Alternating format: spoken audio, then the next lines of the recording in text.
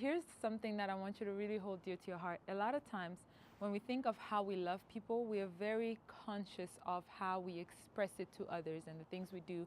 And you'll hear a lot of things about how love is an action verb. And when you say you love someone, you show it, and we become sacrificial, and it's all good. But a lot of times, we are hypocritical in our love, because the Bible says to love your neighbor as you love yourself.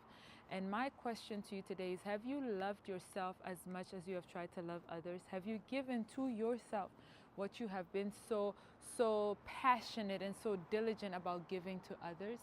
Love your neighbor as you love yourself. We have to be able to love us.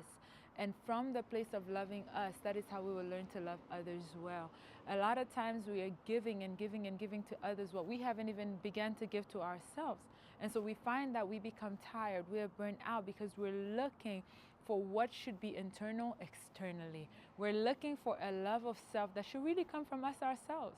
When you learn to love you the way that God has loved you, you will not be so empty because of what others have not given you, because it is out of the overflow of His love for you and how you have loved yourself that you'll be able to love others well. So let's not be hypocrites in our love of others. As much as we want to give and we will bend over backwards and do everything for others, what have you done for you? How have you loved you? What do you need? Have you self-loved?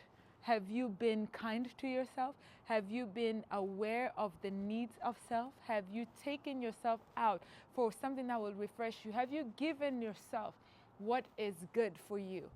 Love your neighbor as you love yourself. It begins with loving yourself. And so even as we go into this week, the rest of this month, the rest of this year, please be a good lover of self before you try to be a good lover of people. God bless.